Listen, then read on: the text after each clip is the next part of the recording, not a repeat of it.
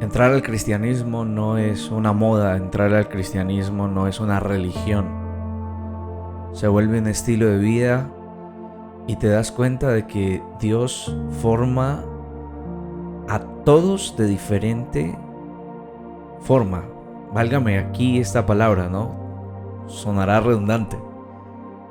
Pero todos en ocasiones pasamos por pruebas que pueden ser muy similares, pero también entendemos de que esas pruebas nos llevan a parecernos a alguien. Ese alguien se llama Cristo. Desde que comencé a los 12 años a seguir a Jesús, lo seguí por causa de ver cómo sanó a mi mamá de un cáncer y luego de una parálisis que tenía en uno de sus pies. Vi cómo el cáncer desapareció, vi cómo levanta a una persona prácticamente en silla de ruedas y le permite nuevamente volver a andar. Comenzamos a andar en el caminar de conocer a Jesús. Tengo que salir a los 16 años hacia una ciudad distinta, alejarme de mi familia y comenzar a escuchar más la voz de Dios, que me guiara, que me diera sabiduría para afrontar un lugar en donde hoy en día quizás se le tilda como el cementerio de los cristianos, y es ese lugar donde llegamos a aprender, ese lugar donde llegamos a conocer ideas, filosofías, donde quizás la sabiduría de este mundo se ve reflejada y choca con la sabiduría de Dios. En la universidad me tuve que enfrentar a muchos profesores con sus dilemas y con sus teorías, y que respetaran la ideología que yo también tenía. No tanto, bueno, quizás la palabra no es exacta, ¿no? Pero que respetaran la idea de creación y de creador que yo tenía, la que me dice la Biblia, a la cual le creo desde mi juventud. Al pasar el tiempo comienzo a darme cuenta de que soy más llamado a servir en la iglesia, me ocupo más de la iglesia, y mi primer fracaso lo doy en la universidad. No continúo, sino que me quedo enfocado en las cosas de la iglesia. Por algunas situaciones, por motivos de envidia, por motivos de quizás entender o el mal entender de muchas personas, tratan de ver la iglesia como un lugar en donde podemos sobresalir, donde nuestro nombre tiene que ser superior, y no nos damos cuenta que lo único que hacemos nosotros como cristianos es mostrar a Cristo. No necesitamos nada más. Si tú tienes un talento, un don, es porque Cristo quiere mostrarse en ti, y ese talento y ese don es para que la iglesia se edifique, no para que te edifiques tú. Es así como viene un segundo fracaso. Salgo de una iglesia bajo la bendición de la iglesia y dejamos entonces el ministerio.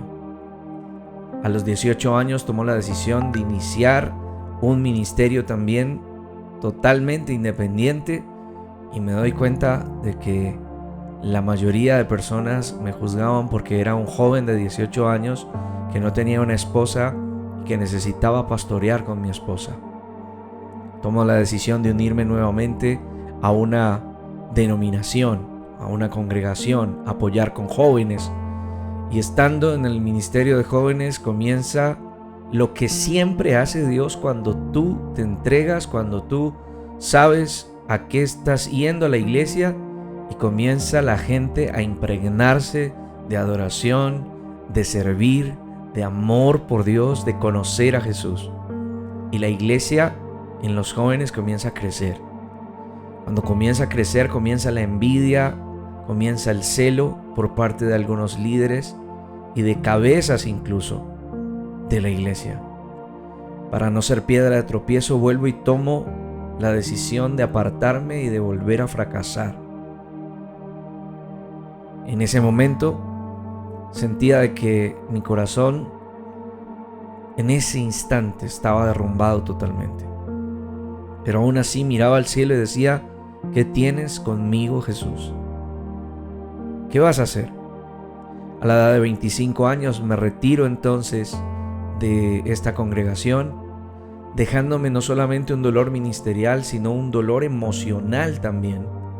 Pues creí que mientras yo me guardaba para aquella persona que quería realmente llegar al matrimonio, me di cuenta que no era el tiempo y que estaba en una obsesión por alguien, sin darme cuenta que la otra persona no sentía lo mismo, y fue un cuarto fracaso. En ese momento, los únicos recursos que yo tenía provenían de un puesto de arepas que tenía en la calle, en el centro de la ciudad donde me encontraba. El puesto fracasó a tal punto que en una noche tuve que pelear con Dios. Tuve que desahogar mi corazón completamente con Dios y decirle: ¿qué tienes conmigo, Jesús? ¿Qué te pasa? No te aconsejo que le digas eso. Pero ¿sabes? Hay ocasiones donde nuestro corazón siente decir tantas cosas a Dios. Y más cuando te das cuenta de que vienes de fracaso en fracaso en fracaso. Luego, Dios me da como un tanque de oxígeno. Vamos, seguimos adelante, seguimos buscando. Voy a un lugar en donde soy restaurado, donde sanan las heridas, donde vuelvo y coloco mi mirada en lo que Jesús tiene para mí, que es mostrarlo a Él, es mostrar a Jesús. Y en medio de tanto sufrimiento hasta ahí, hasta los 26 años, me di cuenta de que lo que estaba haciendo Jesús era formándome en el dolor. Luego tengo la satisfacción de conocer y de entregarme en una relación donde llegamos con una promesa, vírgenes hasta el matrimonio. Mi esposa y yo comenzamos entonces a tener esos meses de felicidad, esos meses en donde decimos: lo logramos, oh Dios, y estamos aquí disfrutando de las mieles del amor. Algo que Cantar de los Cantares creo que lo expresa muy bien. En ese instante tenemos la buena noticia de que tenemos entonces la felicidad de que van a llegar a nuestras vidas 2 hermosos hijos. Eran gemelos, pero en un viaje que tuvimos, algo sucedió y al llegar del viaje mi esposa pierde a nuestros hijos. Un fracaso más, un sufrimiento más. Luego de ello llega pandemia, donde junto con mi esposa tomé también la decisión de abrir obra, de abrir la iglesia. Y en el mejor momento de la iglesia llegó la pandemia. Y cuando llegó la pandemia, vino entonces el otro fracaso. El negocio fracasó, la iglesia fracasó, y lo único que no fracasó en mi vida fue la fe, la confianza de que estábamos navegando en un mar de tormentas, pero que Jesús estaba durmiendo. Tomamos la decisión entonces de trasladarnos de ciudad, y al llegar a esta ciudad, a Armenia, teníamos una promesa de hombres que quizás con la mejor intención se hizo, pero Dios no permitió que durante 1 año y medio yo pudiese tener un trabajo. Quizás dependíamos de otros, vivíamos con menos de un salario mínimo, y en ese transcurrir fue donde Dios nos permitió también tener la bendición de tener un hijo después de haber tenido una pérdida. Y luego que mi hijo ya tenía 1 año y medio, tuvimos nuevamente la noticia de que mi esposa había quedado embarazada. En ese tiempo, mientras no había trabajo, mientras en casa solamente pasábamos hojas de vida y nos cerraban la puerta, que aún pasando hojas de vida como sepulturero en un cementerio, las puertas se cerraron. Era increíble. Quizás esta historia es de muchas personas que sienten que no valen nada, que fracasan en cada momento. ¿Pero por qué la cuento? La cuento porque al sol de hoy todavía le pregunto a Jesús: ¿qué tienes conmigo? ¿Qué te estás tramando con nuestra familia? Mi esposa lastimosamente vuelve y pierde a nuestro hijo, pero lo pierde en casa. Un dolor llega a su estómago, a su vientre, y al ingresar al baño lo único que me dice es: volvimos a perder un hijo. Cosas que quizás para algunas personas son como comunes. ¿Por qué lo digo? Y entre comillas comunes. Porque creen que el aborto es algo que debería ser natural, pero no saben el dolor que causa entender de que hay algo deseando crecer y afuera hay alguien que espera por verlo. Déjenme decirles de que no hay nada más hermoso que saber que hoy Dios puede sanar todas esas heridas, todos esos fracasos, todos esos sufrimientos nos han hecho más fuertes. Año después, nuevamente quedamos embarazados y llegó nuestra pequeña Victoria, sana, hermosa, y allí nos mostraba Dios de que iba a comenzar un tiempo de victoria. Hoy contamos con un buen empleo. Hoy sabemos que hemos servido en una iglesia, que estamos aprendiendo de Jesús, que aunque no estemos de lleno en un ministerio, podemos decirle a la gente: Jesús actúa en medio de nuestras dificultades. Jesús siempre está ahí. Él siempre está escuchando. Él es quien levanta nuestra cruz. No solamente Él nos pide siempre: coge tu cruz y sígueme, sino que Él también es quien nos fortalece para poderla llevar. Hoy quizás vamos a la mitad del camino. Alguna enfermedad ha surgido en mi cuerpo que ni sabemos qué es, pero lo único que puedo decir es lo que aún así se venía a la cabeza de Pablo: bástate de mi gracia. Tener la gracia de Dios, volver nuestros ojos a Él, doblar nuestras rodillas y decirle: nos rendimos a ti, oh Jesús. A pesar de tantas cosas, a pesar de un golpe y otro golpe y otro golpe, nos estamos haciendo más fuertes en nuestra fe. No por eso negaremos a Jesús. No por eso negamos que el Hijo nos está mostrando al Padre y que el Padre nos está mostrando su corazón. Un corazón que desea que seamos fuertes, que desea que nos parezcamos al Hijo. Jesús sufrió más que nosotros. A veces me pregunto y digo: Señor, ¿por qué tenemos que pasar a veces necesidades en cuanto a lo económico? ¿Por qué otros sí y yo no?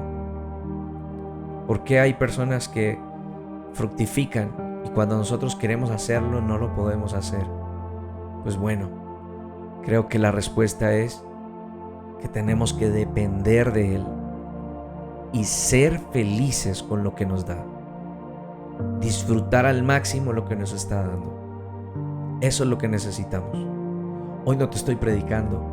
Hoy solamente te estoy hablando. Es una historia que quizás no la había contado. Estaba callado. Porque en medio de tantos fracasos y fracasos y fracasos, solamente puedo levantar mi voz y decir: Jesús, cada día me parezco más a ti. Sigo confiando en una promesa y haré de ti una nación grande y te bendeciré y engrandeceré tu nombre. Hoy entiendo que no es el nuestro, que no es nuestro nombre, sino quien ha hecho las cosas con nuestros vasos, exactamente, pero que se refleja es tu gracia, que se refleja tu amor y tu verdad. Y el único que puede reflejarse es Cristo. Tú eres el único. No todo es color de rosa. No todo en el cristianismo es color de rosa. Si ingresas a conocer a Jesús, hay que afrontar las cosas que vienen para nosotros. Pero de lo que estoy seguro es que allí arriba tenemos un galardón. No sé cómo será la coronación. No sé qué perlas tendremos. Pero lo más precioso que voy a ver es aquel a quien cada día, por medio de cada sufrimiento y de cada dolor, pude acercarme a su corazón, más y más. No quiere decir que hoy en día no tenga felicidad. La tengo.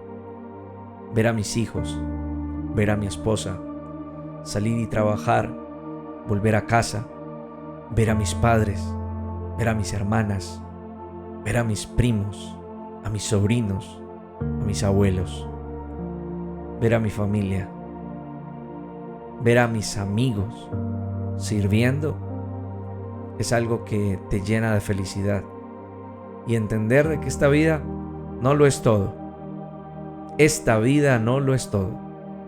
Hay algo más allá después de la muerte. Y allí es donde recibiremos nuestro galardón. Allí ya no habrá fracasos, ya no habrá sufrimiento. Nos preparamos y dejamos todo eso aquí, en lo terrenal. Y bueno, sigo esperando por contar el resto de la historia. Después de esto, ¿qué está sucediendo? Al día de hoy, tenemos trabajo, tenemos un trabajo que hacemos con niños, tenemos un hogar, un pan, un techo, tenemos todo lo que quizás una persona necesita para una estabilidad. Pero lo más importante es tener la estabilidad emocional y espiritual. Saber de que Jesús está con nosotros. Te reitero, esto no es una prédica. Solo te estoy contando mi historia. Por si de pronto alguien dice, pero no predicaste. No quería predicar. Quería contar mi historia. Esa historia que quizás a muchos les pueda servir, a otros les sirva para juzgar, a otros tal vez solo les permita reflexionar acerca de sus vidas y de entender de que quizás hay personas que han pasado las duras y las maduras, pero aún así no niegan la fe en Cristo Jesús. Dios les bendiga y gracias por escuchar estos 20 minutos. Muchísimas gracias por estar ahí. No todo es color de rosa.